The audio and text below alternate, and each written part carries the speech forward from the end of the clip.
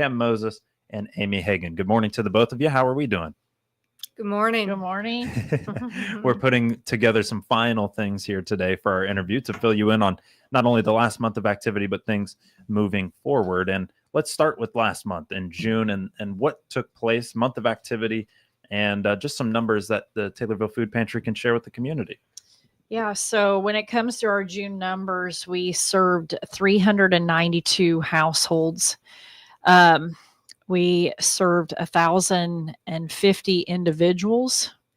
There were 54 new households that came on board with us, and a total of 248 different volunteer incidences for the month. So, I just always am stunned by those numbers.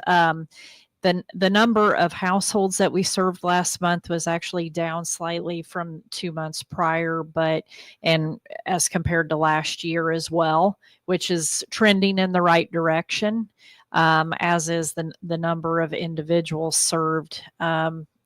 Was down lower than at the end of last year by 170 people, which, like I said again, is kind of a stunning number. The thing that really is a bit of a head scratcher, I guess, is that we had 54 new households last month, which, is just a stunning number that many people would continue to come through our doors that have never either received services from us at all or haven't received services from us since we converted to the new system, which was like September of last year. So that's a pretty big number of new people served last month. I was going to say that number stood out to me. And then you said 248 different volunteer instances as well. Yes. And we've commented about it in the past, just how important our volunteers are to us at the food pantry. We can't do what we do without the help of the community. And as I look back, the recap over last month, there are a number of individuals that, it's not uncommon for them to come and help us 2 and 3 times a week with one project or another at the food pantry, not just people, and Pam said this many times, that people think about what happens at the food pantry on the dates and times that we're open to the community. But what they don't think about is all the preparation work, getting the food into the doors, getting it organized, getting it staged. That's a tremendous amount of effort that it takes behind the scenes. With every distribution hour that we give, there's probably 3 hours that goes into prepping for it. So anyway, we couldn't do what we do without the help of the community, for sure. I know a lot of non-for-profits say that, but it's honest to goodness true. We just have too much going on at the food pantry to be able to execute it with just a handful of folks. And we're grateful for those who continue to show out and help us. I was going to say, for me, that number stood out just about as much as that new households number as well. To put it into perspective for our listeners out there, 54 new households this month. How does that compare to something like even a month before? Well, we looked at that and talked about it last month, that we had 40 and 41 the 2 prior months. And again, those were higher than our average last year. They were higher than every single month earlier this year. So, yeah, the scary part is that number keeps going up.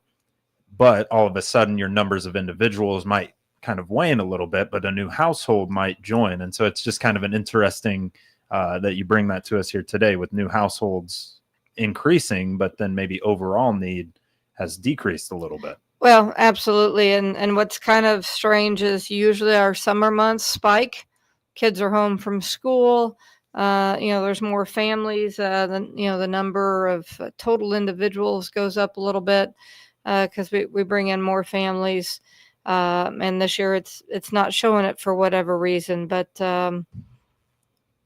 is the economy better than we thought? I don't know. Were people on vacation, or have they moved out of town? Are they getting it elsewhere? And we don't know those answers. And that's probably tough for you guys because you just get the numbers and you've got to break them down based on what has happened previously. So probably difficult to kind of nail that one down a little bit. Amy, you mentioned obviously the community it takes a lot, and it takes a lot of work to be done for this. And I'd love to know how some of the food drives that we talked about last month went. Can we start with the USPS food drive that took place and some of the numbers behind it, maybe? Yeah, we can definitely start there. I can't say enough about the folks at the Thunderbird and the Friends of Termite Durban. That guy is, honestly, he'll go down as a legend, I think, as it relates to the way that he's done things for our community, specifically as far as the food pantry goes, the fact that he orchestrates in correlation with the U.S. Postal Service food drive. Recalling he was once a postal carrier, he was once a rural postal carrier, and so a lot of people know Termite from those days, and he makes this drive happen. In relation to how much he's done so far, the total is 698,492 pounds. And that is the total that's been collected from Friends of Termite Durban since 2018, when we began tracking the numbers of his contribution to our food pantry. So almost 700,000 pounds just from him and the work that he does for our food pantry each year. That's an unbelievable number right there. And you mentioned he'll be a thing of legend, and with a name like Termite, it'll probably help. Yeah.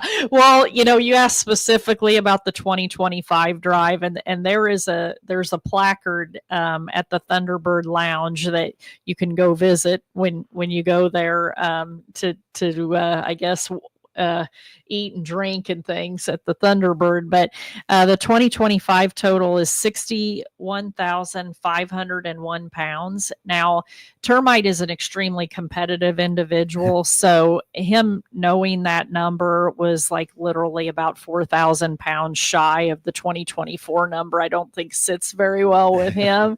But in relation to think about all that he's done for us in the last 8 years, it's really a tremendous number. I mean, we give him red carpet service when he comes in because we recognize all he does for us. But he's an extremely humble man. I don't know if you know Termite or not, but when he comes in, he's like, this is my little part that I can do. But the real heroes are you folks that come and keep this place open and serve the community day after day and week after week. So we love him there. And obviously his contributions are incredibly meaningful to our organization. I mean, it's hard not to probably roll out the red carpet for 700,000 pounds of food since 2018. I can completely understand that.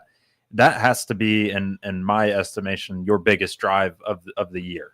Yeah, with By most far. Certainly it is. Yeah. Yeah, not even close. I mean, the second place is not even close. So when you think legend, I think number one, and I think Termite's probably He's the GOAT. I think He's the GOAT. Amy, you're catching on to the new age, I see. All right.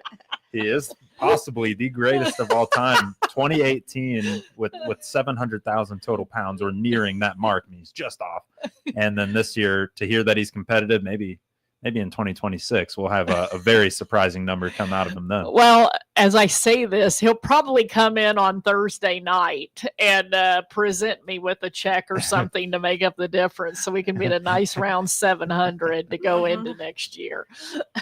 Well, I think the world of that, and I think the world of all the different drives, of course, that go on. But when I heard for the first time that this was something being done in the Taylorville community, I was unaware. I've never heard of it really in other communities. And so to know that somebody's out there and putting that much effort into it is really impressive. There are some other drives and other things going on. I'm wondering about Taylorville Community Credit Union. They've got a Freedom Tree food drive as well. How does that kind of work? And does Taylorville Food Pantry see any of those donations? Yeah, absolutely. I believe they do that in 4 of their locations. I know they do it over in Pana. They do it here in Taylorville. Not sure the other 2, but I know they advertise it all the time.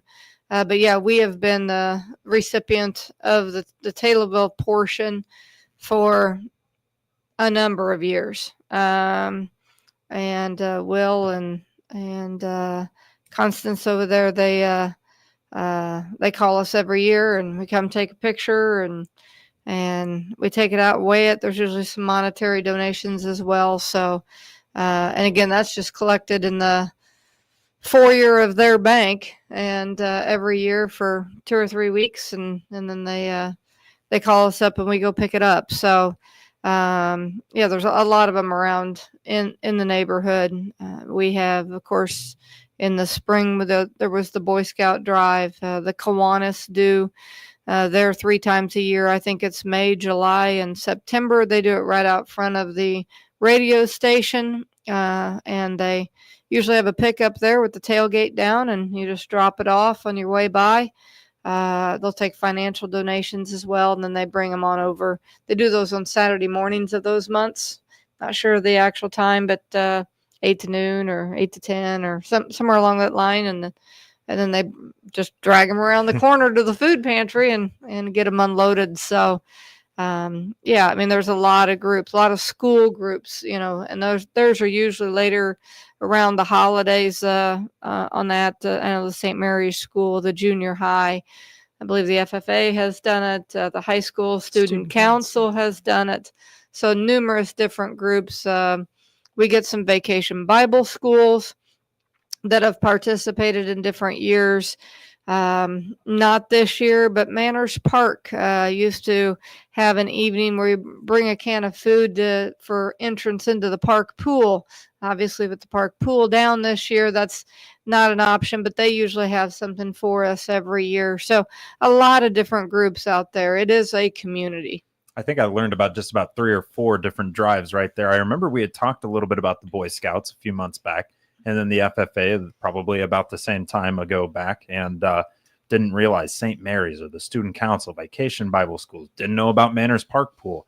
So there's a lot that goes into all this and keeping that number up. So it just kind of lets you know what Termite Durbin out there is really doing. However, we are joined by co-coordinators of the Taylorville Food Pantry, Amy Hagan and Pam Moses, and we'll come right back around with the WTIM Morning Show with more about the Taylorville Food Pantry when we return. You're listening to WTIM, your information station.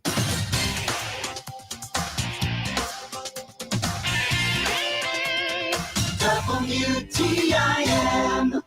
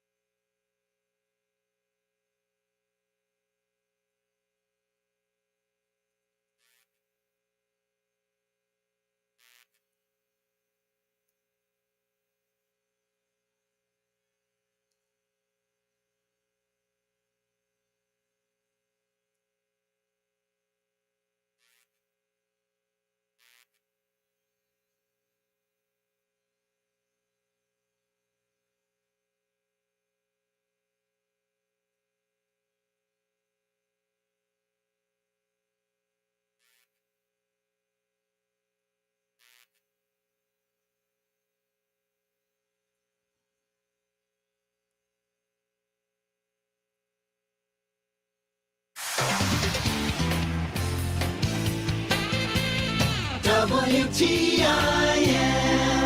You're listening to WTIM, your information station, and our morning show. It's brought to you by People's Bank and Trust, where they put people first, and Landmark of Taylorville. I'm your host, Grayson Bauman. Joining me in this segment, co-coordinators of the Taylorville Food Pantry. I've got Pam Moses in the corner there and Amy Hagan right across from me here this morning. We'd like to turn our attention to the Food Rescue Program, whether it's numbers or what exactly the program is. Take me away from there. What exactly is the Food Rescue Program, and what is the impact of it so far? Participated in the food rescue program since December 15th of 2015. And basically what it is, we have volunteers that go around to a number of retail locations in town multiple times a week and pick up things that ordinarily would go to a landfill. From the standpoint of environmentalism and standpoint of just food waste, it's important that we have a partnership like this. Walmart, Kroger, Aldi's, CVS all take part. And Taylorville the Taylorville Food Center, Dollar General. Thank you, Pam. And since inception, we have collected 912,773 pounds. And I was just commenting during break that probably by first quarter of next year, we will exceed the 1 million pound mark. McLean and Ron's Produce as well. Got to get them all. Got to get them all. And to hit 1 million pounds in that amount of time, we'll say 10 years, maybe roughly 11. Right. How impactful is that? Because this is a variety of produce. This is a variety of food. Yeah, it's huge. I mean, as we've talked about it before, you get your big companies that, there's one bad apple in the bag. They toss the entire bag. We pull the bad apple out, clean the rest of it up, put it out because 95% of that bag of apples was good. So and that's what we're rescuing, right? We're rescuing the good produce or the bread. The new bread comes in and they've got all the bread that hasn't moved. There's times we get racks and racks of buns or bread or whatever it is, and other times we don't hardly get any. So it just kind of depends on what's moving at the retail side. So but yeah, that's a huge impact. It's whether it's fresh produce or breads or sweets and meat. I mean, we get a lot of meat. It'll go up and down. We won't get any for a while, and then we get a bunch. I mean, we talked about just last weekend, we had over 300 pounds of meat that came in from the retail side. Value of that's over $1,500 that, we as a food pantry did not have to go out and purchase. And it's available, and we put it in our new freezers. So our patrons and neighbors, they can look in and see what they want to pick out. We have it sorted now by chicken, pork, beef, fish, miscellaneous, whatever it may be. The USDA giveaway, I think, is down at the end, which sometimes is frozen peaches or fruit or whatever it might be as well. So you can pick what you want at this point with those new freezers. And when you get a bunch of retail meat like this, it's nice to have a selection. Just makes a full square meal that much more accessible to 54 new households or 1,000 plus individuals. But we need those volunteers helping get us to and from Ron's Produce or much more that was mentioned there. Amy Hagan, Pam Moses, co-coordinators of the Taylorville Food Pantry, joining us here on the WTIM Morning Show. We'll be back with more in just one moment.